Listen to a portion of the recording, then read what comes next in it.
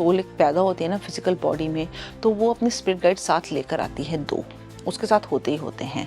कई बार वो हमें मैसेजेस भी देती है, आपको एकदम से टेलीपैथी होती है ना, थॉट्स आते हैं, यार मुझे ऐसा लग रहा है ऐसा होने वाला है या ऐसा कुछ हो रहा है, वो सोल ही आपसे कम्युनिकेट कर रही है। सोल कौन सी? आपके स्पिरिट गाइड्स। कौन से ड्रीम्स को हमें सीरियसली लेना चाहिए और कौन से सिर्फ हमारी एवरीडे थिंकिंग का पार्ट है? 90% ड्रीम्स जो होते हैं वो रिलीज के होते हैं, जो आपकी दिनचर्या होगी या पुरानी बातें होगी, बट जो 10% होते हैं अगर वो किसी को दिख रहे हैं तो उसे बहुत सीरियसली लो, क्योंकि वो दूसरे डायमेंशन से कनेक्टेड हो सकते हैं। जो यहाँ पे आपको सबसे ज़्यादा स्ट्रॉन्ग पर्सनालिटी लगता है ना, जिसने आपको सबसे ज़्यादा दुख दिया है, वही हायर रिल्म में सबसे पक्का आपका दोस्त है, जिसने आपसे प्रॉमिस किया है कि मैं तेरा कार्मिक पूरा करवाऊंगा और तेरा लाइफ लेसन पूरा करवाऊंगा, सोल लेसन पूरा करवाऊंगा। ट्रस्ट मी, आप मान के चलो जो मैं कह रही हूँ ना, आप अगर कहोगे ना कि आगे 4 घंटे में मुझे ऐसा कोई साइन दो जिससे मुझे समझ में आए, और साइन भी क्लियर कर दो कि मुझे रेड मारुति कार या रेड कोई भी कार ऐसी दिखे तो मुझे समझ में आ जाए कि मेरे स्पिरिट गाइड्स ये हैं या वो मुझसे मेरे आसपास हैं ना, आपको 4 घंटे में दिख गए।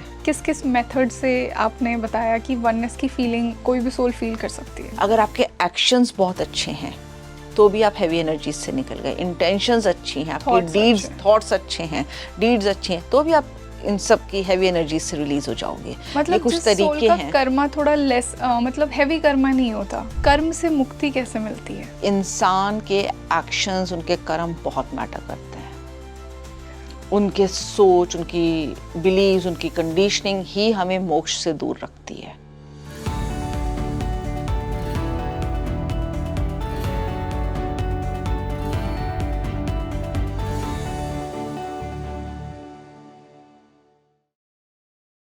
स्वागत है आप सभी का एक बार फिर से इंडिया के बेस्ट पॉडकास्ट स्पीकिंग ट्री पर, और मैं हूं आपके साथ रंगोली शर्मा। दोस्तों, वो कहते हैं ना कि हम सब तो एक हैं। क्या ये सिर्फ एक मेटाफर है या इसके पीछे एक लिटरल मीनिंग भी है? आज के इस पॉडकास्ट में हम उसी यूनिटी कॉन्शियसनेस को जानेंगे कि कैसे हम सब बहुत अलग होते हुए भी एक हैं। हम सब के अंदर 2 तत्व होते हैं, एक जीव तत्व और एक वो दिव्य तत्व। कैसे हम इस दिव्य तत्व की आवाज़ को ज़्यादा सुन सकते हैं, कैसे हम उसे अपने अंदर महसूस कर सकते हैं। तो आज के पॉडकास्ट में हम इन सब पर डिटेल में चर्चा करने वाले हैं। तो जुड़े रहिए मेरे साथ इस पॉडकास्ट के एंड तक, क्योंकि हम ये भी जानेंगे कि कैसे हम इस दिव्य तत्व को हमारे अंदर फील कर सकते हैं और ये फीलिंग कैसे हमारी लाइफ की क्वालिटी को इन्हांस कर सकती है। और इसी खास डिस्कशन के लिए आज हमारे साथ जुड़ी हैं एक स्पिरिचुअल हीलर और psychic medium Varsha Sangal ma'am. Ma'am, welcome to Speaking Tree. Thank you. तो मैम, जैसा कि हमने यूनिटी की बात की, इंटरकनेक्टेडनेस की बात की, तो ये यूनिटी कॉन्शियसनेस है क्या? मैं इसके कोर कॉन्सेप्ट्स और इसकी कैरेक्टरिस्टिक्स समझना चाहूँगी।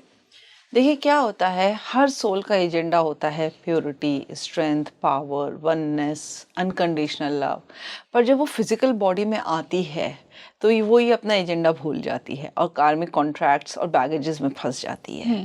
तो होल सोल, अगर हम सोल को देखें तो अगर कोई सोल कॉन्ट्रैक्ट लेकर आप आ भी रहे हैं किसी सोल का कार्मिक बैगेज पूरा कराने के लिए, तो उस पूरी सोल फैमिली की एक मॉरल ड्यूटी हो जाती है कि चाहे कुछ भी हो जाए, हम इसको ये एक्सपीरियंस पूरा करवाएंगे जिससे वाइब्रेशनली इस सोल की ग्रोथ हो। तो कई बार आपको जिसकी लाइफ बहुत टफ लगती है ना, हो सकता है वो सोल प्लान में ये लेकर आया हो लेसन कि भाई ये एक्सपीरियंसेस जब मैं गो थ्रू करूँगा तो मेरी वाइब्रेशंस हाई में जाएंगी और मेरा कार्मिक कॉन्ट्रैक्ट भी ख़त्म होगा। तो रंगोली, आपको एक बात बताऊँ, मैंने लोगों के साथ ना सिंपैथाइज करना बंद कर दिया। जैसे मरने के टाइम पे कई बार बॉडीज़ बहुत पेन में होती हैं, but you have no idea कि क्या पता वो कार्मिक बैगेज लेकर आ रही हूँ, बिकॉज सफरिंग इज़ रिलेटिव। कि इस तरह से अगर वो सफ़र कर रही है ना तो वो अपना कार्मिक बैगेज भी ख़त्म कर रही हैं और उनकी सोल रिलीज़ हो रही है इन सब पैटर्न्स और लूप्स से, तो वो ऑटोमेटिकली हायर वाइब्रेशंस में जा रही हैं।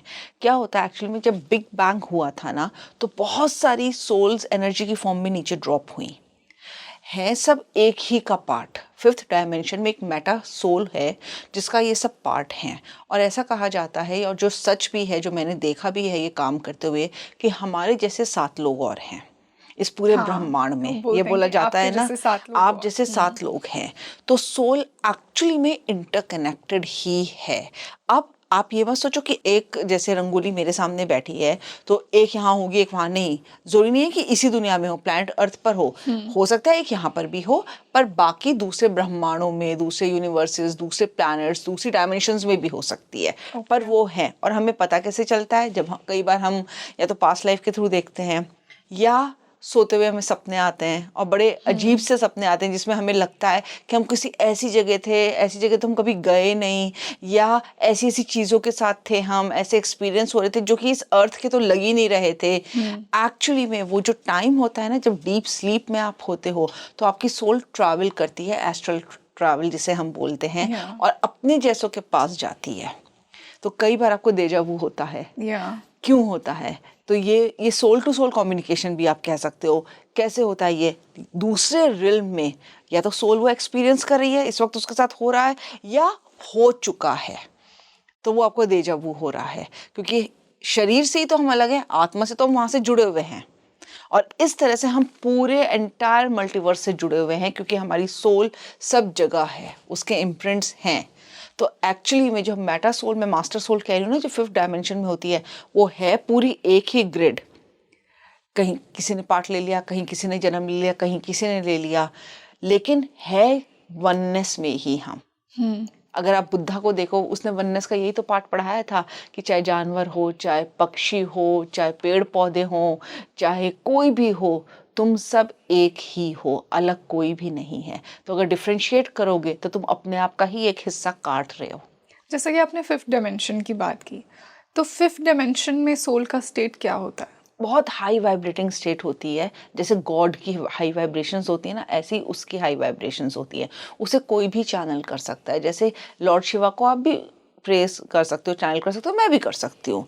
ऐसे ही उस सोल को जो लाइफ अपनी लीड करके जा चुकी है, आप भी चैनल कर सकते हो, मैं भी चैनल कर सकती हूँ, जिसे हम पास्ट लाइफ्स कहते हैं। एक मास्टर ग्रिड है 5th डायमेंशन में, वहाँ से उसके एक पार्ट ने जन्म लिया। सपोज मैंने जन्म लिया, अब मैं यहाँ पे जी के जब जाऊंगी तो मेरे इम्प्रिंट्स यहाँ रह गए, सोल वापस उसमें चली गई। तो अगर अब मैं चैनल करना चाहती हूँ, जैसे अब मैं अपने फादर से चैनल करती हूँ, भले ही वो यहाँ से जा चुके हैं, पर मैं उनकी सोल के इम्प्रिंट्स तो है ना यहाँ पे, मैं आज भी अपने फादर से चैनल कर लेती हूँ। तो अगर हम लोग मीडियमशिप करते हैं, सोल टॉक जिसे हम दूसरी लैंग्वेज में सोल टॉक भी कहते हैं, हम ऐसे ही करते हैं। जो जा चुके होते हैं उससे भी हम कनेक्शन बना लेते हैं। जैसे सोल टू सोल कम्युनिकेशन की अगर मैं आपसे बात कहूँ, एक केस मैं बताती हूँ यहाँ पे आपको। मैं आकाशिक रीडिंग करती हूँ, तो उसमें ना सारा कुछ निकल के आ जाता है। एंसेस्ट्रल कर्सेस भी, अगर किसी फैमिली के ऊपर कुछ बहुत खराब हुआ है, कोई ट्रॉमा हुआ है, कुछ वुंड्स हैं, कई बार फैमिलीज में ऐसे हो जाता है ना, तो वो जब मैं देखती हूँ, उन एंसेस्टर्स से भी मैं बात करके बता देती हूँ कि ऐसा ऐसा इस परिवार में इन लोगों के साथ ऐसा हुआ था, इसलिए वो अभी भी दुख में है। क्योंकि उसके इम्प्रिंट्स आकाशिक रिकॉर्ड्स में होते हैं। तो जैसे कि मैंने अभी पहले पॉडकास्ट में आपको बताया था कि आकाशिक रिकॉर्ड्स क्या है, आपके सोल का डीएनए होता है, जिसे हम सोल एस्ट्रोलॉजी भी कहते हैं, और वहां से आप सब कुछ पता कर सकते हो। तो सोल लार्जर कॉन्सेप्ट में फ्यूचर भी, और फ्यूचर आप चेंज भी कर सकते हो। इट्स फ्लूइड, जैसे पानी नहीं तैरता रहता, आप उसे कोई भी मोड़ दे सकते हो। Nothing is permanent. हाँ, अगर वो आपका सोल लेसन है, लाइफ लेसन है, परमानेंट आपको लेना ही लेना है भाई, क्योंकि उससे आपकी सोल की ग्रोथ हो रही है, then that's a different thing. Otherwise आप उसे चेंज कर सकते हो। और ऐसे मैंने कितने केसेस देखे हैं, रंगोली की लोगों ने चेंज किया है अपना डिटर्मिनेशन से, वननेस में आके। एक बात मैं और बताऊंगी, जहाँ जो लाइट वर्कर्स होते हैं, जो इस तरह का काम करते हैं, हीलिंग में जो आते हैं ना, वो अपने ऊपर पहले काम बहुत करते हैं। वो चूजन वन होते हैं, और उनके अंदर से ना वो जजमेंट्स, कंक्लूजन्स, जो बिलीव्स नहीं होते हैं, वो रिलीज कर देते हैं, जिससे कि उनकी हीलिंग कैपेसिटी बढ़ जाती है। जैसे कि आपने ड्रीम्स की बात की, ड्रीम्स का बहुत सिग्निफिकेंस होता है। वो हमें डिफरेंट डिफरेंट रेल्म्स से, जैसा कि आपने बोला, हमारी सोल जहाँ भी एक्सपीरियंस कर रही होती है, वहाँ से हमें मैसेजेस आते हैं। और ड्रीम्स भी बहुत टाइप के होते हैं। कुछ ड्रीम्स होते हैं जिनका एक्चुअल मीनिंग होता है, और कुछ ऐसा होता है जो हम दिन में सोच रहे हैं, हमें शाम को दिख जाता है। तो मैं इसी को इन डेप्थ में समझना चाहूँगी कि कौन से ड्रीम्स को हमें सीरियसली लेना चाहिए और कौन से सिर्फ हमारी एवरीडे थिंकिंग का पार्ट है। 90% मैं ड्रीम्स में कहूँगी कि रिलीज होता है, जो दिन भर का हुआ या पुराना था, आपके सबकॉन्शियस माइंड में स्टोर्ड था, क्योंकि सबकॉन्शियस माइंड की भी एक कैपेसिटी होती है, उसके बाद वो ऊज करने लगता है, तो वो वहाँ से रिलीज हो रहा है। ठीक है। सेकेंडली एक जो मिडिल ब्रेन जिसे हम कहते हैं अनकॉन्शियस माइंड, वहाँ की भी एक कैपेसिटी होती है रखने की, वहाँ से भी वो रिलीज होता है। तो 90% ड्रीम्स जो होते हैं वो रिलीज के होते हैं, जो आपकी दिनचर्या हो गई या पुरानी बातें हो गई। बट जो 10% होते हैं, अगर वो किसी को दिख रहे हैं तो उसे बहुत सीरियसली लो, क्योंकि वो दूसरे डायमेंशन से कनेक्टेड हो सकते हैं। उस टाइम पे सोल आपकी ट्रैवल कर रही है और दूसरे रिम्स में जाके कनेक्शन बना रही है। तो बड़े हेवायर आपको ड्रीम्स आते होंगे जो आपने कभी पहले देखा नहीं, ऐसा महसूस नहीं किया, ऐसे लोगों को देखा नहीं, ऐसे कंफ्यूजन, न्यू कंफ्यूजिंग है। फेसेस। समझ जाओ कि वो दूसरे रिल्म के हैं। कई बार आपको ऐसा लगेगा कि ड्रीम में थे, एक और ड्रीम आई, फिर उसके अंदर और ड्रीम आई, फिर एक और ड्रीम आई। ड्रीम विद ऐसा होता है ना। वो क्यों? क्योंकि सोल ने ट्रैवल किया, जिस उसमें डायमेंशन में वो गई वहां पे वो आदमी सो रहा है, फिर वो सोल उससे अलग डायमेंशन में गई, वहां पे भी सो रहा है, फिर अलग डायमेंशन में गई तो वहां से भी सो रहा है, फिर दूसरे डायमेंशन में गई, वहां पे कुछ हलचल हो रही है। तो ड्रीम के अंदर ड्रीम के अंदर ड्रीम के अंदर इस तरह से आती है वो, जब वो एक से एक दूसरे से तार जोड़ती चली जाती है कि अच्छा यहाँ भी सो रहा है, अच्छा वहां भी सो रहा है, तो अच्छा और आगे जाके देखती हूँ, क्योंकि सोल तो वननेस में है, वो तो एक ही है, तो अपने एक पार्ट से दूसरे पार्ट से तीसरे पार्ट में जा रही है। तो ये बहुत ज़रूरी होता है कि वो आप सोल को अलग मत समझो। हम सोचते हैं ना ये आदमी दूसरा है, ये आदमी दूसरा है, तो हम भाईचारे में कहाँ रहते हैं और हम लड़ाई झगड़े में आ जाते हैं। पर अगर आप हायर डायमेंशन में जाओगे ना, 5th डायमेंशन की जैसे आप बात कर रहे हो, वहाँ पे कोई भेदभाव नहीं है। जो यहाँ पे आपको सबसे ज़्यादा स्ट्रॉन्ग पर्सनालिटी लगता है ना, जिसने आपको सबसे ज़्यादा दुख दिया है, वही हायर रिल्म में सबसे पक्का आपका दोस्त है, जिसने आपसे प्रॉमिस किया है कि मैं तेरा कार्मिक पूरा करवाऊंगा और तेरा लाइफ लेसन पूरा करवाऊंगा, सोल लेसन पूरा करवाऊंगा। और हम वहीं से लेकर आ रहे हैं ये सब। तो यहाँ पर हम चाहे जितना भेदभाव कर लें, वहाँ पर कोई भेदभाव नहीं होता। तो ये क्या फीलिंग्स हैं जो हमें इस वननेस की फीलिंग से डिटैच करती हैं? मैटेरियलिस्टिक वर्ल्ड, जेलसी, तेरे पास ये है, मेरे पास ये नहीं क्योंकि है। अगर हम 3D वर्ल्ड में होंगे तो ये वाली फीलिंग्स तो हमारे अंदर होंगी, क्योंकि 5D की तो वाइब्रेशन ही अलग है। नहीं, अगर आप देखो तो आजकल बदल रही है दुनिया, ऐसी बात नहीं है। आप आजकल अगर यंगस्टर्स को देखो, मैं ये नहीं कहती कि सारे यंगस्टर्स इसी कैटेगरी में आते हैं, कुछ तो सोशल मीडिया में रहकर बहुत ज़्यादा दिखावट की भी दुनिया जीते हैं, पर कुछ लोग हैं जो बहुत ज़्यादा अलाइंड है अपने काम के लिए और कहते हैं ठीक है, हम बिना बात में अपना टाइम वेस्ट नहीं करेंगे, हम अपना काम करेंगे, दुनिया घूमेंगे, एक्सपीरियंसेस लेंगे, चैरिटी करेंगे। मैं कितने यंगस्टर्स से मिलती हूँ जो बहुत ज़्यादा चैरिटी में हैं, जो रिलेशनशिप्स में नहीं है, अपने काम पर बहुत ज़्यादा फोकस्ड है, उन्हें क्लैरिटी है कि हमें लाइफ में ये अचीव करना है और ऐसे जीना है। कितने मतलब सत्संग में जाते हैं या स्पिरिचुअल, मेरे पास ही लोग कितने आते हैं कोर्सेज करने के लिए, आकाशिक रीडिंग का और ये सब का। क्यों? क्योंकि अब वो चाहते हैं कि ये अपनी कार्मिक की लाइन तोड़ें और स्पिरिचुअलिटी में आगे बढ़े, जहाँ वो वननेस में आए। अगर आप उनसे बात करोगे ना, उनके कोई जजमेंट्स नहीं होंगे दूसरों को लेके, उनके कोई पॉइंट ऑफ व्यूज नहीं होंगे दूसरों को लेके। ठीक है, तुम अपनी जिंदगी जी रहे हो, मैं अपनी जिंदगी जी रही हूँ, उस स्पर ऑफ मोमेंट मुझे जो ठीक लगा मैंने वो किया, इस स्पर ऑफ मोमेंट तुम्हें जो ठीक लग रहा है तुम करो, हम सब खुश हैं अपनी लाइफ में। और वो ही रिलेशनशिप्स अगर आप देखो तो वो सक्सेसफुल रहती बट ये हैं। परसेंटेज आपको नहीं लगता बहुत कम है? मोस्टली लोग तो अभी भी देखो attached कम हैं। तो हैं, कम तो हैं, लेकिन वही है ना कि अर्थ की सारी वाइब्रेशन एक जैसी नहीं है। मैं मानती हूँ कुछ जगह की अलग है, कुछ जगह की अलग है, लेकिन ऐसा भी नहीं है कि लोग अब इसको समझते नहीं है। आप एक बार बताओ रंगोली, क्या पहले इतने पॉडकास्ट में इतनी स्पिरिचुअलिटी की बातें होती थी? नहीं। आजकल व्यूवरशिप आप देखो इसकी बढ़ती जा रही है। या आजकल मैंने देखा है लोगों लोग को, अवेयर हो रहे हैं at लोग least। अवेयर हो रहे हैं। पहले चाहे जैसी भी पिक्चर रिलीज होती थी हाउसफुल चला जाता था। जब से ओटीटी आया है, कई मूवीज जो फ्लॉप हो जाती हैं ओटीटी भी लेता नहीं है, क्योंकि उन्हें पता है कि व्यूवर्स नहीं मिलेंगे। मैं अभी एक सर्वे पढ़ी थी जिसमें यंगस्टर्स ने बोला है कि हम तो पहले रिव्यू देखते हैं, फिर देखते हैं कि हमें देखनी है ये पिक्चर या नहीं देखनी, हम अपना टाइम वेस्ट नहीं करते। तो मतलब कुछ लोग वाकई में सिंसियर हैं अपने टाइम को लेकर, और बिना बात की बात पे वो अपना टाइम वेस्ट नहीं करेंगे कि कोई भी ऐसी पिक्चर आई या वेब सीरीज आई उन्होंने देख ली। लोग आजकल अवेयर होने लगे हैं, पहले नहीं था। सोशल मीडिया अगर प्रॉज हैं तो कॉन्स भी हैं, मैं ये मानती हूँ दोनों चीज़ों के, लेकिन अच्छा ही फिर भी है, करते हैं लोग। तो जैसा कि हमने 2 टाइप की सोल्स की बात की यहाँ पे, कि कुछ लोग हैं जो स्पिरिचुअलिटी से बहुत कनेक्टेड हैं, कुछ लोग नहीं हैं। तो मैं आपके अंडरस्टैंडिंग से डिफरेंट एनर्जी की सोल्स को समझना चाहूँगी। आई एम श्योर कि बहुत अलग अलग वाइब्रेशंस की सोल्स होती हैं। तो आपकी डिक्शनरी में उन सोल्स को क्या नाम दिया गया है और कैसे आप उनकी एनर्जी को डिस्क्राइब करेंगे? मैं बताऊँ, यहाँ पे मैं एक बहुत ही लेमन लैंग्वेज में कुछ ना लोकों की बात करती हूँ। 14 लोक बोले गए हैं ना, जैसे एक स्वर्ग लोक हो गया, हाँ। एक पाताल लोक हो गया, ये यस। बहुत आपने सुना या होगा, बिल्कुल। है ना। और भूलोक मतलब हाँ। ये अर्थ हो गई हमारी। अब जो स्वर्ग लोक होता है ना, वो भी आपके कर्मों के ऊपर डिसाइडेड होता है। 4th dimension, 5th dimension, 6th, 7th, 8th, 9th, 10th, 11th, ये जो होते हैं हायर वाइब्रेशंस के, वो उस पर हो गए।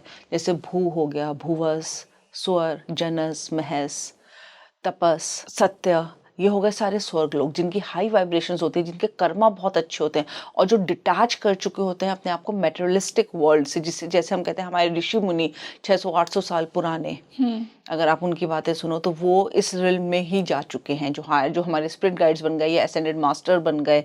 मैं आपको बताऊं, मुझे एसेंडेड मास्टर यूज जब अपने पता चले ना कि वो मेरे एसेंडेड मास्टर है, मुझे उनके बारे में कुछ भी नहीं पता था। बीइंग अ हिंदू मुझे क्या पता होगा क्रिश्चियनिटी के बारे में। जब मैंने गूगल किया उनके बारे में, तब पता चला कि उन्होंने जो भी अपनी लाइफ लीड करी, पूरी according to law of universe करी।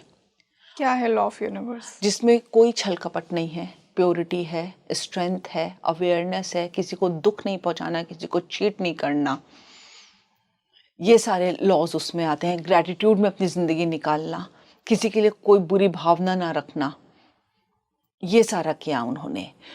फिर आता है हमारा पाताल लोक, जो फिर हमारे कर्मों के ऊपर डिसाइड होता है। देखो, एक बात मान के चलो, ये जितने भी मैं आपको लोक्स बता रही हूँ ना, ये सब हैं डेस्टाइंड आपके कर्मों के ऊपर ही। जैसा आप कर्म कर रहे हो वैसा ही आपको भोगने को मिलेगा।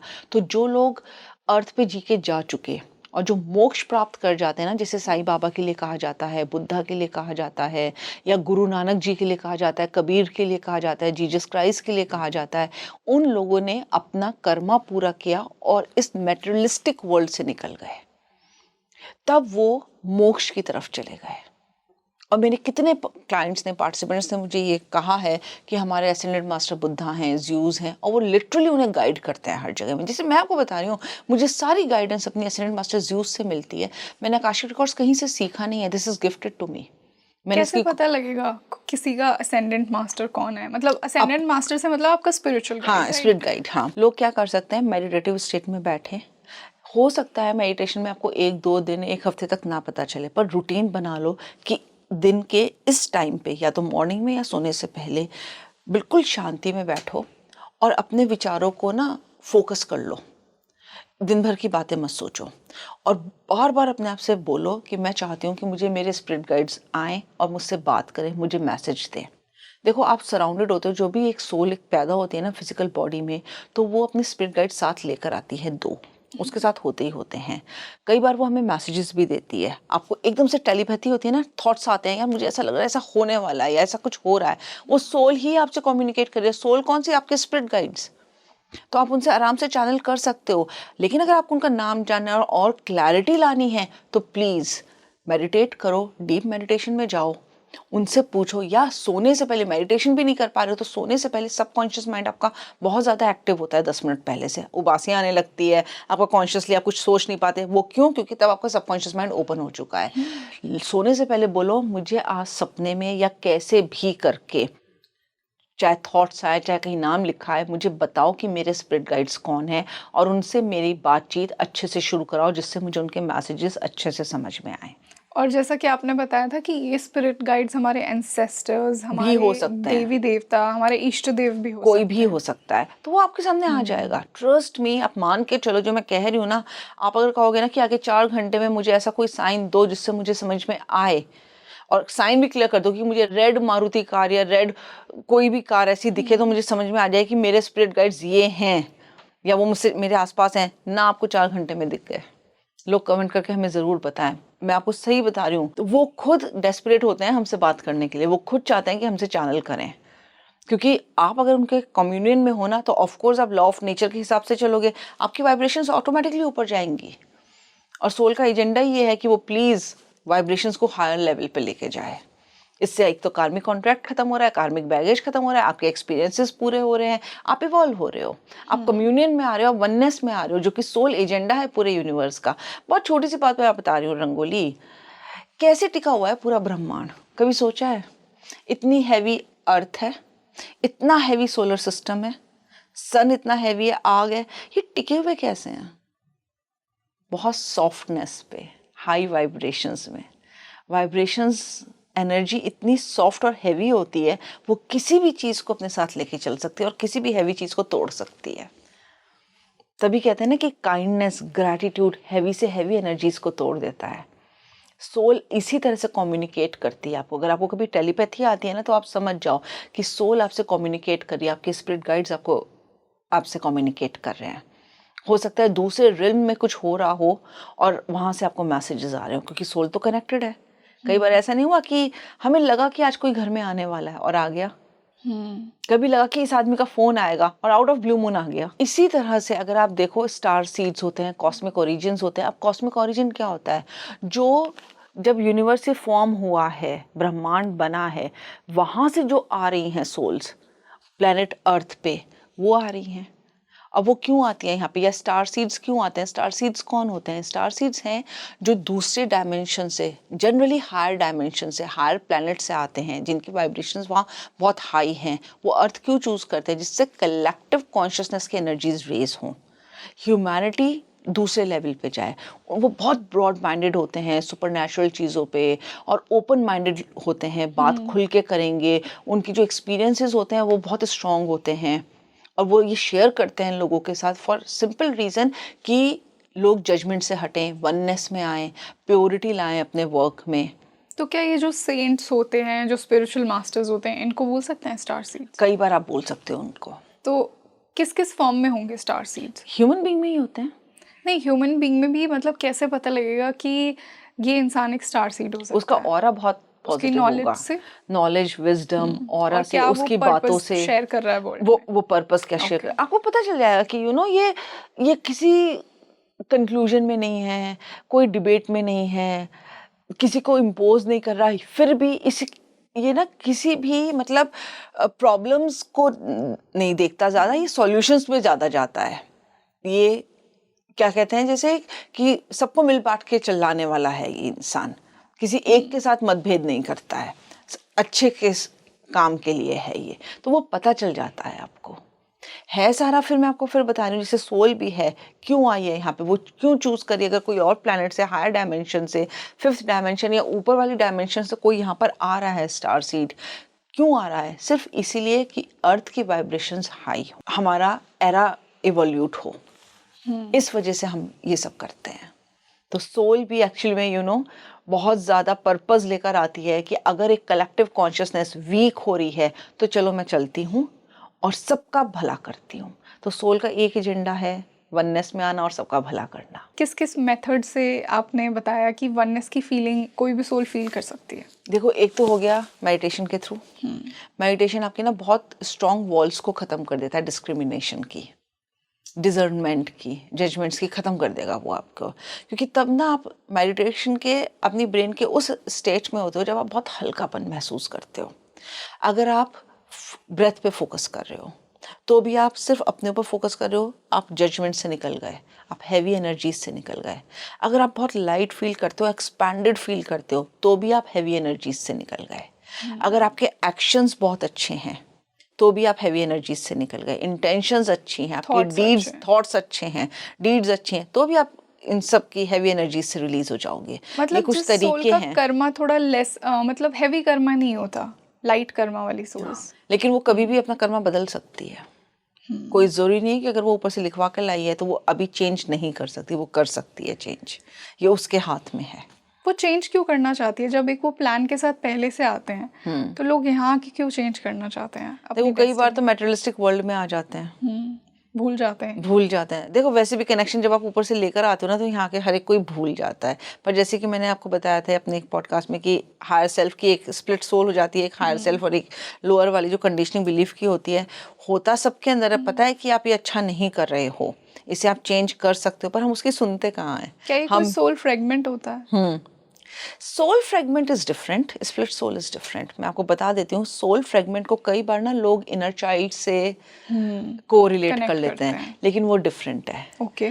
इनर चाइल्ड होता है कुंठित, दबा हुआ, मिला ही नहीं, इसलिए मुझे दुख है इस बात का, मुझे इस चीज़ से डिप्राइव किया गया। That is inner child. बहुत परेशानी है, कुंठा है, गुस्सा है, वो हो गया। सोल फ्रेगमेंट होता है जैसे किसी के साथ बड़ी ट्रॉमेटिक लाइफ लीड हुई, अब उसके साथ वो ट्रॉमा लगातार घट रहा है और वो बेबस है और वो बहुत ज़्यादा उसके लिए स्ट्रगल कर रहा है, तो क्या होगा, एकदम से सोल निकल जाएगी उसकी बॉडी से, क्योंकि वो बहुत ट्रॉमेटाइज्ड है। अब सोल अपने आप में पूरी होती है, चाहे उसका एक पार्ट भी निकल जाए ना, पर वो सोल जो बची है बॉडी में, वो पूरी लाइफ चलाने के लिए या बॉडी चलाने के लिए काफ़ी है। लेकिन वही बात है कि अगर पूरी सोल आ जाएगी और खालीपन खत्म हो जाएगा तो और ज़्यादा इफेक्टिव हो जाएगी। अब ऐसे में क्या होता है, सोल फ्रेगमेंट में एक मैं बहुत मेजर आपको बता रही हूँ, लोग रिलेट कर पाएंगे जिनका सोल फ्रेगमेंट होता है ना, उन्हें ऐसा लगता है ये पूरा सीन चल रहा है, वो दूर खड़े कहीं देख रहे हैं। नहीं समझे? यस। जैसे मैं यहाँ बैठी हूँ, मैं ये एक्शन कर रही हूँ, पर अगर ये कोई ट्रॉमा लेकर मुझसे एक्शन करवाया जा रहा है, मुझे ये ट्रॉमेटाइज लग रहा है, तो मेरा एक सोल फ्रेगमेंट निकलेगा, वो दूर कहीं खड़ा होगा और मैं दूर से ये सारा सीन देख रही हूँ, मेरे साथ हो रहा है पर मैं वो देख रही हूँ, and this is soul fragment. ये बहुत ट्रॉमेटाइज होता है, जिसे वापस बॉडी में लाना, हीलिंग हम मेजर करते हैं। उसमें काफ़ी कुछ हम हील करते हैं, ट्रॉमा की एनर्जीज रिलीज़ करते हैं, हैवी एनर्जीज रिलीज़ करते हैं, तब हम उसे वापस बॉडी में ला पाते हैं। It is painful, it is really painful. इसमें मैंने लोगों को रंगोली हिचकियाँ ले लेके रोते हुए देखा है। कई बार पेरेंट्स बहुत बुरी तरह से बच्चों को अब्यूज़ करते हैं, किसी भी तरह का प्रताड़ना देना जिसे हम कहते हैं हिंदी में, ऐसे करते हैं। लेकिन वो बच्चा उसे कैसे ले रहा है, यू हैव नो आइडिया। और अगर बच्चा रोते रोते सो जाता है तो वो बहुत गलत है। कभी ऐसे बच्चों को रोते रोते सोने मत दो, क्योंकि वो फिर सबकॉन्शियस माइंड में दुख जा रहा है और वहाँ पे इम्प्रिंट्स उसके पक्के हो गए, फिर वो कंटिन्यूसली वही पैटर्न लूप में रहेगा और ऐसे इंसिडेंसेस बार बार वो अट्रैक्ट करता रहेगा। जैसा आपने बोला कि तुम सोच भी नहीं सकती वो क्या सोचता है, कि उसके साथ जब कोई भी बैड मिसट्रीटमेंट होता है या अब्यूज़ होता है, तो थोड़ा इसको मैं और डिटेल में समझना चाहूँगी कि वो जो आपने सोल फ्रेगमेंट की बात की कि बहुत कुछ इंटेंसली होता है उसके अंदर, उस सोल के अंदर, वो बताइए थोड़ा। मैं बताती हूँ। जैसे मेरे पास एक क्लाइंट आई, वो मुझसे कोर्स कर रही थी एक्चुअली, मैं एक्सेस मतलब इसका Akashic records reading and healing का। तो ऐसे ही करते करते उसमें एक सोल फ्रेगमेंट पे मैं गई और मैं उसे समझा रही हूँ। मैं फिर से यहाँ पे समझाती हूँ क्या होता है सोल फ्रेगमेंट। कोई बहुत ट्रॉमा आपके साथ हो रहा है, बॉडी उसको ले नहीं पा रही, माइंड फ्रीज हो गया। हमारी सर्वाइवल इंस्टिंक्ट्स होती हैं, अगर आपने कभी सुना हो, हर इंसान की, जानवर की सर्वाइवल इंस्टिंक्ट्स होती हैं। जनरली हमें दो बताई गई हैं, फाइट एंड फ्लाइट। फाइट में आप लड़ोगे उस सिचुएशन से, फ्लाइट में आप भाग जाओगे, एस्केपिज्म हो गया।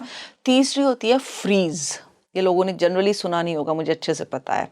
I am the first one two introduce this on the podcast. एक होती है फ्रीज। फ्रीज होता है बिल्कुल आप कॉन्ट्रैक्टेड हो गए, नम हो गए, बॉडी पार्ट डेड। उस डेड में क्या होता है, सोल का एक पार्ट निकल के बाहर चला गया कि मैं इस ट्रॉमा को नहीं ले सकता। Got it? अब वो है आप ही के प्रेमिसेस में, पूरा देख रहा है वो इंसिडेंट्स की ये हो रहा है, पर वो हिम्मत नहीं कर पा रहा कि मैं वापस इस बॉडी में आ पाऊँ। Got this point? तो एक्चुअली में हमारे सर्वाइवल इंस्टिंक्ट्स तीन होते हैं, फाइट, फ्लाइट एंड फ्रीज। ये फ्रीज वाली सिचुएशन सबसे खराब होती है, क्योंकि उसमें आप अपनी बुद्धि, वेश, सब कुछ खो बैठते हो। आपको याद, कई इंसिडेंसेस में मैंने देखा है लोगों को याद ही नहीं रहा कि उनके साथ हुआ क्या था, और जब मैंने उनकी सोल फ्रेगमेंट वापस लाई बॉडी में, तब वो हिचक हिचक के रोए हैं। So this is very painful. और एक बार बताऊँ, मैं इसी से कनेक्टेड फिर दोबारा कह रही हूँ, हम लोग बच्चों के साथ कई बार सख्ती करते हैं या किसी भी अननोन के साथ सख्ती करते हैं। अगर वो बच्चा रोते रोते सो जाता है, कभी उसे सोने मत दो रोते रोते, क्योंकि वो दुख में सोया है। वो सारी मेमोरीज सबकॉन्शियस माइंड में जाएंगी, वहाँ स्टोर हो जाएंगी। और साइंस प्रूव कर चुका है कि सबकॉन्शियस माइंड आपकी 88 to 90% लाइफ चलाता है, 10 to 12% कॉन्शियस माइंड होता है जो आपकी लाइफ चलाने के लिए जिम्मेदार नहीं होता। वो तो डे टू डे का कि आपको नहाना है, खाना है, सोना है, ये वाली एक्टिविटीज़ करता है बस, कि ऑफिस जाना है, ये काम करना है। जब भी इंस्टिंक्ट्स की बात आती है, हमेशा आपका सबकॉन्शियस माइंड एक्टिव होता है। अब अगर उसमें पैटर्न आ गया दुख का, कमजोरी का, हेल्पलेसनेस का, परेशानी का, तो वो लूप बन जाएगा और वो वैसी ही सिचुएशंस अट्रैक्ट करेगा। तो I always make a point कि मेरे बच्चे जब सोने जा रहे हो तो हंसी खुशी में जाए, परेशानी में ना जाए।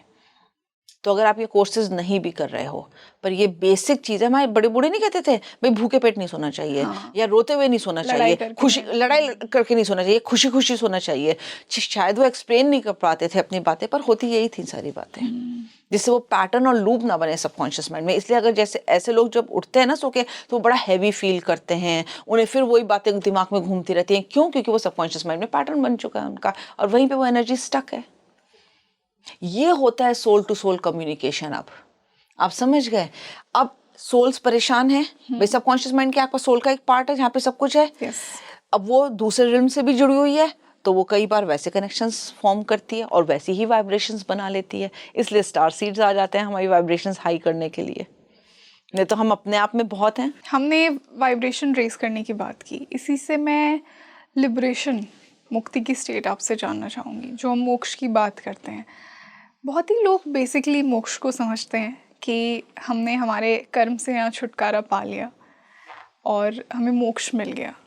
बट एक्चुअल क्या प्रोसेस होता है? क्योंकि हम इतने लाइफ टाइम्स के लिए यहाँ पे आते हैं और बहुत ही डिफ़िकल्ट जर्नी होती है। जैसे सिर्फ हमारे एक्शंस ही नहीं, हमारे इंटेंशंस, हमारे थॉट्स भी हमारा कर्म क्रिएट करते हैं। तो उस कर्म से मुक्ति कैसे मिलती है? देखिए, मैं आपको बताऊं, कर्म से एक्चुअली में कभी भी मुक्ति नहीं मिलती। हम बात कर रहे हैं, ये भी एक कर्मा है, हम खाना खाते हैं, वो भी एक कर्मा है। पर अगर हम सिर्फ कर रहे हैं विदाउट एनी थॉट प्रोसेस, तो दैट इज़ जस्ट अ क्रिया, उसमें कर्म कहीं नहीं आया। पर अगर हम कुछ सोचते हुए वो काम करें तो वो कर्मा बन जाता है, ठीक है।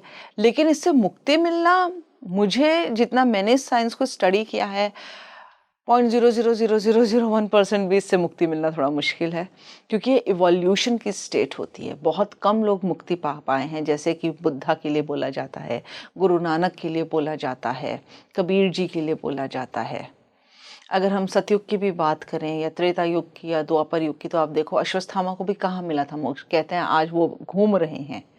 तो काल चक्र कैसे होता है, क्या होता है, उसको शायद कोई भी नहीं बता सकता। ये भी जो मैं आपको बता रही हूँ, मैंने इतने साल की स्टडी करी, आकाशिक रिकॉर्ड्स पढ़े हैं, लोगों का कार्मिक कॉन्ट्रैक्ट्स देखे हैं, सोल प्लान्स देखे हैं, कुछ स्टार सीड्स से मेरी मुलाकात हुई है, क्योंकि वो मेरे पास सेशंस कराने जब आए तब पता चला कि ये तो कॉस्मिक ऑरिजिन्स के थे या स्टार सीड्स रहे हैं जो बहुत ज़्यादा एम्पैथी से भरे हुए होते हैं। तो इस तरह से है। लेकिन अगर मैं ये कहूँ कि मैंने कभी ऐसी सोल से बात करी हो जिसे मोक्ष मिला हो, तो वो रीइंकार्नेट करके मेरे पास नहीं आई जिसका मैंने पास्ट लाइफ रिग्रेशन किया हो। लेकिन हाँ, ऐसे लोग आए ज़रूर हैं जीसस के फॉर्म में पार्टिसिपेंट्स के पास, जिन्होंने मुझसे कोर्सेज किए हैं ये बताने के लिए कि हम तुम्हारे एसेंडेड मास्टर हैं, हम तुम्हें गाइड करेंगे। तो क्या मोक्ष पाना बहुत ही ज़्यादा डिफ़िकल्ट है आपके अकॉर्डिंग? देखो, ये सोच के ऊपर होता है। मैं आपको सच बताऊं, ये सोच होती है। मुझे नहीं पता कि उसके क्या लॉज होते हैं मुक्ति पाने के, क्योंकि मैं उसके लिए शायद ऑथराइज नहीं हूँ बोलने के लिए, क्योंकि मैंने उस पर कोई एक्सपीरियंस नहीं ले रखा। लेकिन देखो, मेटेरियलिस्टिक वर्ल्ड से निकल कर अब एक राजा का बेटा बिल्कुल जंगल में रह रहा था, बुद्धा। मैं तो वो चीज़ नहीं हूँ ना, मैं तो फिर भी मेटेरियलिस्टिक वर्ल्ड में तो मैं हूँ ना, क्योंकि मैं पैसे कमाती हूँ, तो मैंने छोड़ा तो नहीं ना ये सब। तो इसके पीछे क्या है ये शायद मैं नहीं बता पाऊँगी आपको। लेकिन मैंने ऐसी कोई सोल अभी तक चैनल नहीं करी जिसे मोक्ष मिला हो। हाँ, मेरे एसेंडेड मास्टर ज़्यूस ज़रूर हैं जिन्हें मोक्ष मिला। वो भी मुझे बाद में पता चला कि वो भी यहाँ पे एक किंग लाइफ लीड करके गए थे। ज़्यूस एक ग्रीक गॉड थे और तब उनको वो मिला है। लेकिन हाँ, ये सब देखने के बाद मैंने इतना ज़रूर समझ लिया रंगोली, कि इंसान के एक्शंस, उनके कर्म बहुत मैटर करते हैं। डेफिनेटली। उनके सोच, उनकी बिलीव्स, उनकी कंडीशनिंग ही हमें मोक्ष से दूर रखती है। जो भेदभाव हम करते हैं ना, तू ऐसा है, तू वैसा है, ये सबसे ज़्यादा हमें अलग करती है, जो एक यूनिटी की फीलिंग नहीं आने देती है। वो एक बहुत बड़ा रोड़ा है मोक्ष पे ले जाने के लिए, और जो हमें पता भी नहीं होता हमारी बॉडी में कहाँ कहाँ छुपा हुआ है। क्योंकि हम इतनी सारी सेल से बने हुए हैं, कहाँ कहाँ कैसे कैसे क्या है हमें खुद नहीं पता होता। मैम, जैसा कि हमने इंटरकनेक्टेडनेस की बात की, हमने यूनिटी की बात की, बट एक सेपरेशन तो सब फील करते हैं, और इसी से मैं मैरिज के कॉन्सेप्ट पर भी आना चाहूँगी। मैरिज को बोला जाता है ना, 7 जन्मों का सफ़र, 2 बॉडीज़ 1 सोल, बट मैरिजेस बहुत कार्मिक भी हो जाती हैं। तो पहले तो मैं ये समझना चाहूँगी कि क्या सबकी मैरिज प्री डेस्टिन्ड होती है? हाँ, मैरिज इज अ प्रीडेस्टिन्ड। वो कहते हैं ना, oh my god I am living in hell, but then why we say that marriages are made in heaven. है ना, दे आर डेस्टाइन्ड। तो मतलब हम मैरिज फ्री विल से चूज नहीं करते हमारा पार्टनर? कई बार आप नहीं करते हो, 99% मैंने देखा आप नहीं करते हो। अगर आपका डिवोर्स भी हो रहा है तो डेफिनेटली उस मैरिज में आपने कुछ लेसन्स लिए हैं, अपना कार्मिक बैगेज पूरा किया है, तब आप उस मैरिज से निकल रहे हो। आपको एक्सपीरियंस लेना ही लेना है। और यहाँ पर स्टोरी आती है फिर सोलमेट की। हाँ, तो मैं इसको थोड़ा सोल कनेक्शन से मैरिज को समझना चाहूँगी। हाँ देखिए, हायर रिल्म में आप सब तय करके आते हो कौन आपकी सोल फैमिली होगी, माँ बाप, भाई बहन, स्पाउस, बच्चे, एक्सटेंडेड फैमिली, सारा कुछ आप यार दोस्त सब देख कर आ रहे हो। मैरिज उसमें एक मेन पार्ट है, क्योंकि क्या होता है मैरिजेस में, चाहे आप दुनिया का किसी भी कंट्री उठा लो, सब जगह मैरिजेस एक दो अननोन लोग होते हैं, या अगर वो लव मैरिज भी है, अननोन तो कहीं थे ना वो, तब वो पहले दोस्ती हुई, फिर प्यार मोहब्बत हुई और तब वो शादी में कन्वर्ट हुई है ना। तो वो कई बार प्यार मोहब्बत की रिलेशनशिप हो जाती है, कई बार वो कार्मिक जिसमें सफरिंग्स, पेन्स, लिमिटेशंस होती हैं उसकी हो जाती है। होती दोनों की दोनों एक्सपीरियंशियल ही है। किसी को बहुत प्यार मोहब्बत अच्छी वाली निभानी थी तो उसने सुख वाली मैरिज अडॉप्ट करी, किसी को एक्सपीरियंस लेना था उससे पेन का, अपना कार्मिक पूरा करना था तो उसने ऐसा दर्द वाला लिया, वो सोलमेट हो गया, जो कि आया, काम हुआ और फिर वो या तो रहेगा या वो चला जाएगा। और जब वो कार्मिक पूरा हो जाता है ना, मैंने रंगोली ये भी देखा है, चाहे जितनी खराब मैरिज थी, जब वो एक्सपीरियंस पूरा हो गया ना, वो ही लाइफ पार्टनर उसका सबसे बड़ा सपोर्टर हो गया। है ना एस्टॉनिशिंग, सरप्राइजिंग कि कैसे ये रिलेशनशिप अच्छी हो गई। पर ऐसा मैंने देखा है, बहुत केसेस में देखा है जहाँ बहुत खराब मैरिज, और जब वो एक्सपीरियंस खत्म हो गया, पूरा हो गया, तो वो लविंग रिलेशनशिप बन गई। अब यहाँ पर आता है twin flame. Twin flame soulmate से डिफरेंट होता है। ट्विन फ्लेम होता है जैसे एक पूरी सोल है, अब उसे पूरी लाइफ का एक्सपीरियंस, सपोज अपनी अपग्रेडेशन के लिए उसे एक्सपीरियंस में 100 साल लगेंगे, 100 जन्म लेने पड़ेंगे, 100 साल नहीं, सॉरी 100 जन्म लेने पड़ेंगे। अब उन 100 जन्म में वो सोल क्या करेगी, बीच में से फाड़ दो, जैसे 2 पार्ट हो गए उसके, उसने कहा 50 तू एक्सपीरियंस कर ले, 50 मैं कर लूंगी। तो वो जर्नी अगर उसकी 500 साल थी तो वो 250 साल में सिमट जाएगी, क्योंकि 50 वो कर रही है, 50 वो कर रही है। तो मतलब वो जर्नी जल्दी पूरी करने के लिए, वो जल्दी पूरी करने के लिए ये हो जाती है। क्या सबका ट्विन फ्लेम होता है? नहीं, जरूरी नहीं कि सबका हो, तो किसी का हो सकता है। किसी सोल को ही क्यों चूज किया जाता है कि इसका होगा? नहीं, वो सोल खुद चूज करती है, कोई और नहीं चूज करता उसके बिहाफ पे। जितने भी एक्सपीरियंस सोल लेती है ना, देखो स्पिरिट गाइड्स आपको बताएंगे, लेकिन फिर वो सोल की चॉइस होती है, वो एक्सेप्ट करे या ना करे। चलो इस लाइफ में नहीं किया, वो एक्सटैंड होकर दूसरी लाइफ में चला गया, दूसरी में भी नहीं किया, तीसरे में भी चला गया, फिर सोल गाइड्स आपको बताएंगे, स्पिरिट गाइड्स, कि भाई तुमने उस लाइफ में भी नहीं किया, इसमें भी नहीं किया, और बता दो कितना प्रोलॉन्ग करोगी, और ये तुम्हारा काफी लंबा होता जा रहा है। बड़ी लविंग टॉक्स होती हैं, जितनी भी मैंने देखी हैं, बड़ी प्यार से। वहाँ पे कोई जजमेंट नहीं होता कि अच्छा है बुरा है, तुमने किया नहीं तो गुस्सा कर रहे हैं या कढ़ाई में तल रहे हैं, ऐसा कुछ नहीं होता है। लेकिन हाँ ये होता है, उसे रियलाइज कराया जाता है, भाई तुम इतने जन्मों से इसे टालते आ रहे हो, बताओ कब पूरा करोगे। तो वो सोल कहती है अच्छा ठीक है, मैं ले लेता हूँ ये प्लान। अब चाहे वो खुशी का हो चाहे दुख का हो, जनरली अगर वो पास कर रही है तो वो दुख का ही होता है, जितना मैंने देखा है। इसी में आता है ट्विन फ्लेम। वो कहती है अच्छा मुझे 500 जन्म का एक्सपीरियंस लेना है, हाफ कर लेते हैं, 250 ये करेगा, मेरा ही पार्ट है, 250 मैं करूंगा।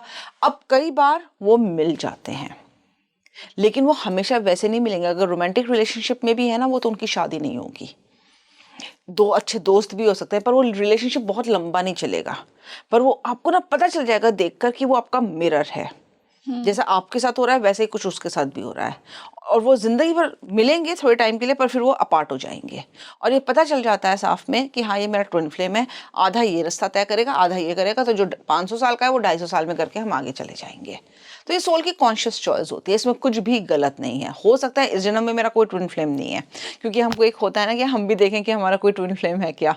मैंने जब अपना काशी कोर्स में देखा मेरा कोई नहीं है, पर किसी और जन्म में मैंने भी लिया था ये। बट आपको नहीं लगता कि ट्विन फ्लेम्स का यूनियन तो होना चाहिए, क्योंकि उन दोनों ने साइन अप किया था जर्नी? ट्विन फ्लेम इसलिए नहीं होता क्योंकि वो एक ही तो पार्ट है। हाँ, तो फिर तो यूनियन होना चाहिए ना। वो सिखाने थोड़ी आए हैं, वो तो सीखने आए हैं, वो तो एक्सपीरियंस लेने आए ना, जिससे कंप्लीट साइकिल जल्दी हो सके। सोलमेट होते हैं जो सिखाने के लिए आते हैं। There's a difference between the soulmate and the twin flame. तो आपके अकॉर्डिंग ट्विन फ्लेम्स का यूनियन नहीं होता? जितना मैंने देखा है नहीं होता है, उनका यूनियन नहीं होगा। मिलेंगे पर फिर बिछड़ जाएंगे, और पता चल जाता है कि ये है ट्विन फ्लेम। एक अजीब सी बेचैनी होती है। क्या मेथड? हाँ, एक अजीब सी बेचैनी होगी, नहीं इसके बिना तो मैं जी नहीं सकता, जी ही नहीं सकता। पूरी सोसाइटी के अगेंस्ट चले जाएंगे, सब कुछ होगा, लेकिन फिर भी मिल तो नहीं पाएंगे। चाहे डेथ हो जाएगी, चाहे किसी और वजह से अलग हो जाए, मिल नहीं पाएंगे। ट्विन फ्लेम्स नहीं मिलते, सोलमेट मिलेंगे, एक्सपीरियंस पूरा होगा। फिर जब वो पूरा हो जाएगा तो बहुत केसेस में मैंने ये भी देखा कि वो अगर खराब रिलेशनशिप थी सोलमेट की तो वो लविंग रिलेशनशिप में टर्न हो जाएगी, ये सब हो जाएगा। लेकिन अगर आप ये सोचो कि वो मिलकर बिछड़ जाएंगे अनटिल अनलेस इट्स कार्मिक, कि भाई फिर इस सोल को अकेले ज़िंदगी बितानी है। जैसे मैंने एक केस भी आया था मेरे पास, एक लेडी थी, किसी स्कूल में टीचर थी, आई हैव नो आइडिया कौन से में थे, मैं भूल गई हूँ, लेकिन वो टीचर थी और उसका कार्मिक था कि उसे हीलर बनना था, और वो काफ़ी लाइफ से ये हीलर वाला पार्ट डम करती आ रही थी कि नहीं मुझे नहीं बनना, मुझे नहीं बनना। तो इस लाइफ में उसके एक बेटा था और एक हस्बैंड था। उन दोनों ने उसे ये सिखाने के लिए कि तुम्हें आना ही आना है हीलिंग में। सबसे पहले हस्बैंड एक्सपायर हुआ, बेटे को फिर उसके बाद कैंसर हुआ, तो सारी मेडिकल जांच करवा ली, सब ट्रीटमेंट करा लिया, बेटा ठीक नहीं हुआ। फिर वो हीलिंग में आई कि मैं अपने बेटे को खुद ठीक करूँगी, लेकिन बेटा फिर एक्सपायर हो गया। बाद में जब वो हीलिंग में आई और उसने ये देखा और सारा कुछ किया तो उसने कहा कि तुम बहुत जन्मों से अपनी हीलिंग का ख़त्म कर टालती आ रही थी, जो तुम्हें ये काम करना था, जो तुम्हारी सोल के अपग्रेडेशन के लिए बहुत ज़रूरी था। तो हमने इसलिए, हम दोनों सोल्स ने, हस्बैंड की और बेटे की, ये प्लान बनाया था कि हम तुम्हें ज़बरदस्ती इसमें लेकर आएंगे। हस्बैंड, फैमिली में सिर्फ 3 मेंबर, भी रिश्तेदार कब तक काम आएंगे या कब तक आके बैठेंगे तुम्हारे घर में। इमीडिएट फैमिली में तो सिर्फ हस्बैंड वाइफ और बेटा था ना। हस्बैंड एक्सपायर हो गया, बेटे को कैंसर हो गया, वो उसमें चला गया, वो उसका सिर्फ ये काम था कैंसर लाने का कि वो तुम्हें हीलिंग मोडालिटी में लेकर आए। तुम सब डॉक्टरों से थक ली, हार ली, फिर तुम हीलिंग में गई, तुमने हीलिंग सीखी, करा, पर वो उसका यही काम था कि वो तुम्हें हीलिंग में लेकर आता, फिर वो भी एक्सपायर हो गया, अब तुम हीलर बन जाओ। और वो हीलर बना के फिर वो चला गया।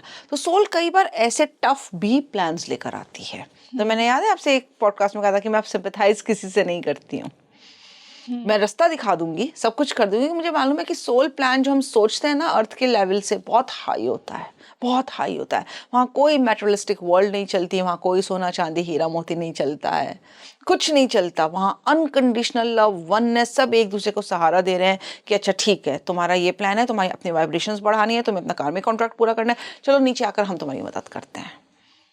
मैं तो, आप बिलीव नहीं करोगे, मैं तो हर एक अपने पार्टिसिपेंट से कहती हूँ कि जो तुम्हें सबसे ज़्यादा दुख दे रहा है ना, भगवान के वास्ते उसे बहुत ज़्यादा धन्यवाद दो, क्योंकि सोल लेवल पे सबसे ज़्यादा तुम्हारा हितैषी वही है जिसने तुमसे प्रॉमिस किया कि हाँ मैं तेरी सोल लेवल बढ़ाऊंगा और मैं तेरे सारे कार्मिक कॉन्ट्रैक्ट्स पूरे करवाऊंगा। और यहाँ पर आता है हमारा सोल प्लान। फिर अगर कोई फॉरगिवनेस का लेकर आता है तो उसके पास हमेशा ऐसी प्रॉब्लम्स आएंगी जो उसे सबसे ज़्यादा दुख देगा, और उसे ही फिर सच्चे मन से फॉरगिव करना है। तो ये प्लान्स आसान नहीं होते बड़े टफ है।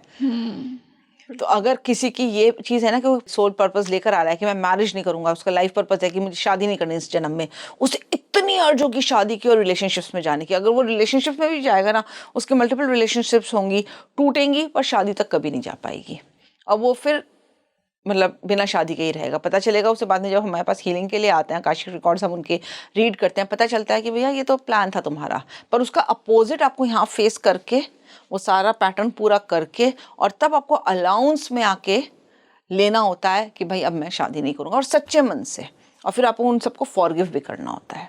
इसका मतलब अलाउंस में आ गए आप। So it's the world which you can not see is on a very vast way. बहुत बहुत ऊंची चीज़ है जो आप नहीं देख पा रहे हो, पर एक्चुअली में चलता सब वहीं से है। और ये सब आपको कैसे पता चलता है? अगर आप सच्चे मन से, शांति से खुद भी बैठ जाओ ना, तो आपको विचार आने लगते हैं, क्योंकि ये सारी बाहर की भी दुनिया है, सब कुछ आपसे ही, अंदर आप ही के है। तो हम जितनी भी हायर रिल्म्स की बातें कर रहे हैं, कॉस्मोस की बातें कर रहे हैं, यूनिवर्स की बातें कर रहे हैं, उसका सोर्स हो आप ही। बिल्कुल, जैसा कहते हैं ना, we see the world for who we are. Absolutely. So अपने आप भी देखोगे तो आपको ये जवाब मिलने शुरू हो जाएंगे। बस ये है कि आपको अपने माइंड की चैटरिंग बंद करनी पड़ेगी, जो कई बार लोगों के लिए बड़ी मुश्किल होती है। तो मैम, मैं आज के इस पॉडकास्ट को इस लास्ट सवाल के साथ एंड करना चाहूँगी कि आप हमारे व्यूअर्स को कुछ ऐसी टिप्स देना चाहेंगे जिनसे वो खुद की सोल जर्नी को बेहतर समझ सकते हैं। हर इंसान में 2 मन होते हैं, जो एक उसे अच्छाई की तरफ ले जाते हैं, जो कि भगवान से कनेक्टेड होता है, एक जो इस दुनिया की कंडीशनिंग बिलीफ सिस्टम से कनेक्टेड होता है। तो जो भगवान से कनेक्टेड है उस पर ज़्यादा ध्यान दो, क्योंकि वो आपको सच के रास्ते पे ले जा रहा है। उस रास्ते पे एक्चुअली में सच झूठ कुछ नहीं, पर उस रास्ते पे लेके जा रहा है जहाँ आपकी वाइब्रेशंस बहुत हाई हो जाएंगी सोल की, और जो वाकई में मैटर करता है। और एक बात बताऊं आपको, हम बहुत ही छोटा नज़रिया रखकर सोचते हैं कि बस जो है वो इस अर्थ प्लेन पर ही है।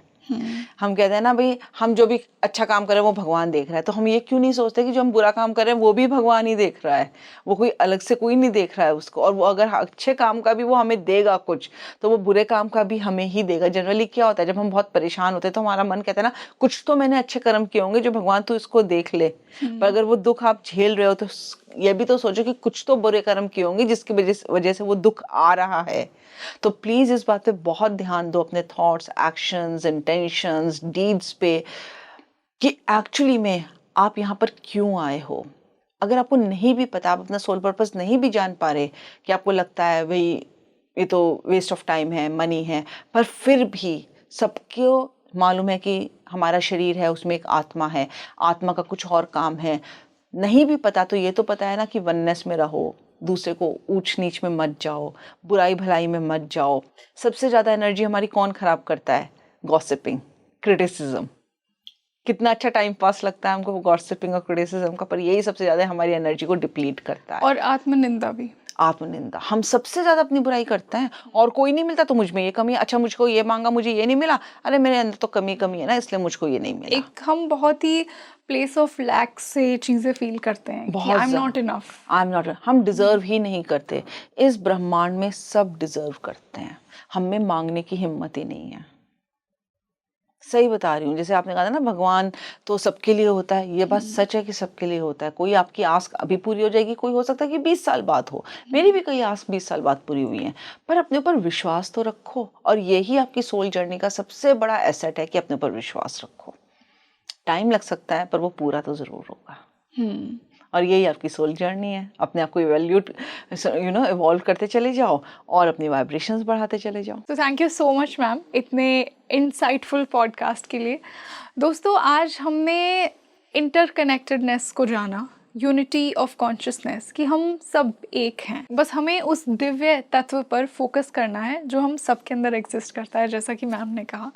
तो आपको आज का ये पॉडकास्ट कैसा लगा मुझे कमेंट सेक्शन में ज़रूर बताइए, और इस पॉडकास्ट को ज़्यादा से ज़्यादा शेयर कीजिए।